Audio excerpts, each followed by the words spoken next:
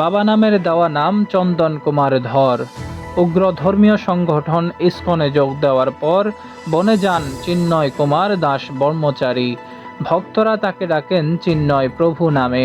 চট্টগ্রামের সাতকানিয়া সদর ইউনিয়নের ১৬ নম্বর করাইনগর এলাকার আওয়ামী লীগ নেতা মৃত মাস্টার আশুতোষ ধর ও সন্ধ্যারানী ধরের ছেলে তিনি। বড় ভাই রঞ্জন কুমার ধর, মেজ ভাই অঞ্জন কুমার ধর ও বোন রূপা ধরের পরে তার জন্ম।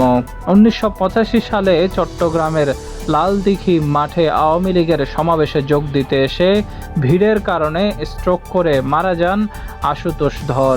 ওই দিনই কক্সবাজারের ডুলাহাজারা মালুমঘাট মেমোরিয়াল খ্রিস্টান হাসপাতালে জন্মগ্রহণ করেন চিন্ময়। জন্মের সময় বাবার মৃত্যু হওয়ায় গ্রামের মানুষের কাছে অপয়া সন্তান হিসেবে পরিচিতি পায় চন্দন। অষ্টম শ্রেণীতে পড়া অবস্থায় ১৯৯৮ সালে সাতকানিয়া থেকে চট্টগ্রামে পাড়ি জমান সপরিবারে। বন্দর নগরীতে এসে ছাত্রলীগের সঙ্গে জড়িত থাকা অবস্থায় হঠাৎ একদিন জানা গেল তিনি সন্ন্যাসী হয়েছেন। পরের গন্তব্য বিতর্কিত ইসকন। গেরুয়া বেশে উগ্র তৎপরতায় অল্প সময়ের মধ্যেই ইসকনের সাংগঠনিক সম্পাদকের দায়িত্ব পান তিনি। খাতা কলমে সংগঠনটির ৩ নম্বর নেতা হলেও কার্যত ইসকনের পুরো নিয়ন্ত্রণ চলে তারই হাতে।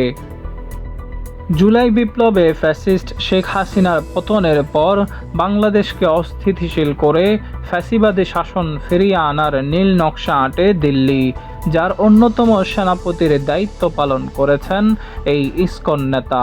ইসকনের বাইরে সাধারণ সংখ্যালঘু সম্প্রদায়কে বিভ্রান্ত করে মাঠে নামাতে সম্মিলিত সনাতনী জাগরণ জোট নামের আরেকটি সংগঠন খুলে বসে চিন্ময়।